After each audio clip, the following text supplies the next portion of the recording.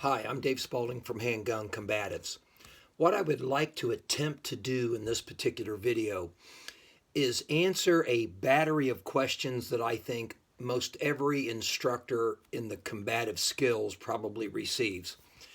And it's not the same question, but it's questions that are kind of directed down the same path, so to speak. And what I'm talking about is okay, what do I do next? What do I practice? How do I prepare? What's the next class I should take? All of it directed at, okay, I know I need to do more. What do I do? And that can be a daunting question if the instructor cares. I mean, let's face it, it would be easy just to say, take my level 2 class or take my advanced program. But we're really shortchanging that student, aren't we? Because there's a whole lot more to it than just take another class.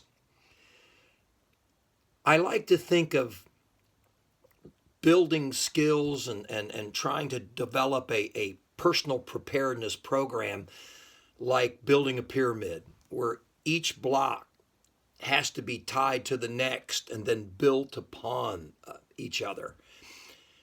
And if any of those blocks are forsaken or not practiced or maintained, it's just like pulling that block out and the whole thing collapses. Because everything has to be bolstered, everything has to be joined together, or it will not be strong. In the case of combative pistol craft, I have a pyramid that I wanted to share with you that I think maybe will help you understand what I'm talking about. Now I'm going to turn the camera just a little bit so you can see a little bit better. If you see right here at the foundation of this, I have what's called the essentials. Many of you have probably heard of them as fundamentals, but I try to avoid the word fundamental because fundamental is basically defined as basic. And nobody wants to train in the basics. Those aren't what we're interested in. We want advanced skills, even though I think Bruce Lee was smart when he said advanced skills are the basics mastered.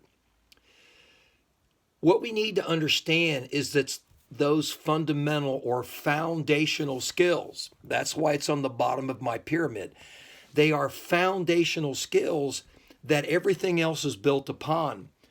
And if history is any indicator, and I think it is those foundational skills that you will utilize in a pistol fight. Things like drawing from the holster, getting a solid grip on it, being able to control the recoil, put rounds on target quickly. Those are what end a pistol fight. And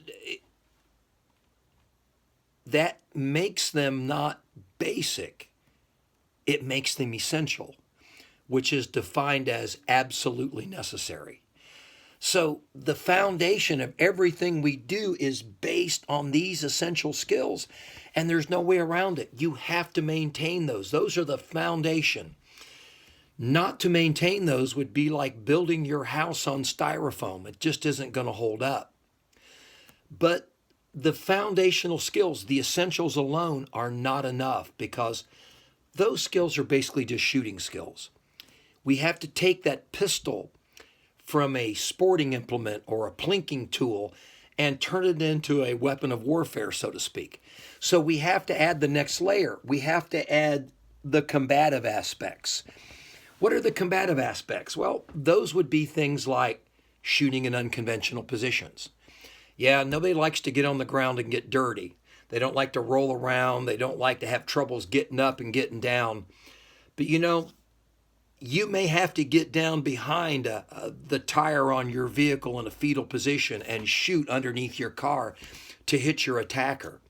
You may start your pistol fight as a fist fight and somebody just pushes you to the ground and now you're laying on your back in a supine position and the pistol fight is on. So you've got to be able to deal with those types of situations. Another example of the combative aspects would be extreme close quarter shooting, where you're literally shooting at double arm's length, and it starts out in a hand-to-hand combat situation.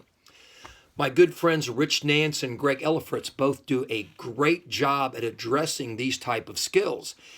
And they're a very unique set of skills that really can't be ignored. No, I admit it. Nobody likes getting their ass kicked. But if you truly wish to be prepared, those are the type of combative aspects that you must participate in. Now, when we get to the pinnacle of the pyramid, you see now we're talking about interactive aspects. Many people think of that as force on force training, but I think maybe that terminology is not correct. We need to interact with other human beings. And that can be done in a number of ways. And of course, the first thing everybody thinks of is simunitions. The problem with that type of training is it has been my experience that it's done very, very wrong in many areas. I have seen so many well-intentioned programs start out doing pretty good and then quickly turn into grabby ass with people chasing each other around the room or around a car, shooting each other in the butt, chucking it up and laughing and having a great time, and then everything was lost. I've also seen those situations turn sideways when everybody tries to win and the role players don't understand their role. Yeah, I realize it's human nature to want to get the upper hand, but you're being a poor training partner not to play the role that you were assigned. I'll give you an example. I was doing a weapon retention class one time, and I had a rather large training partner with long arms. He was a real big guy. Well, in order for me to do the techniques, I had to go ahead and draw for the pistol. Well, he would just reach out and grab a hold of my arm. The reason he did that was because he knew what I was going to do before I did it, which would not be the case in a real fight. But in his desire to get the upper hand, he was actually a piss poor training partner. So if you're going to do that type of interactive training, human to human, you got to be a good training partner. You got to be a good role player. You got to tightly script those situations. One of the best interactive training situations I ever was involved in was Dwayne Dieter's hooded man drills, where you actually stood in the middle of the room and they lowered a hood over top of your head, and then the role players got set up all around you, and the hood went up, and here you went. This is what you had to deal with. You want to talk about making rapid decisions in a crisis-filled event. That was it. I've been able to do that in my own interactive training programs by just using a pillowcase or a box, and it's always amazing to see the pucker factor involved. The wrong way to handle such situations, because face it, the first time they pull that hood or box off the top of you, you're going to get shot to pieces. Don't make excuses for your poor performance. It makes you look unprofessional. The professional way to handle that is, well, that sucked. Let's do it again. And then you go on and you improve. One of the best solutions to interactive training, matter of fact, it may have broken the code on how to do this, is what Haley Strategic is doing with their D7 training programs. Yeah, it's expensive. You have to travel to Scottsdale, Arizona. But the way he has taken an electronic simulator, I believe it's a Virtua system, and actually immerses the student not only into a training environment, to also a man-on-man reactive environment, is not like anything else I have ever seen. And this may be an indicator of what interactive training will be as we progress into the future. So what's the bad news? The bad news, folks, is that you've got to go through all those levels. You've got to address them all.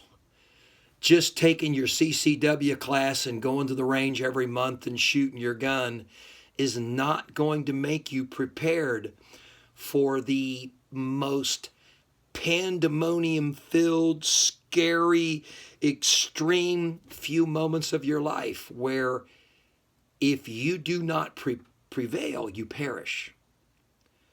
So I hope I gave those folks out there who have that question, what do I do next? What do I need to do to prepare? What kind of training? What should I practice?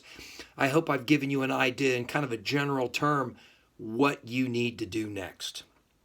Dave Spalding, Handgun Combatives, thanks for checking in.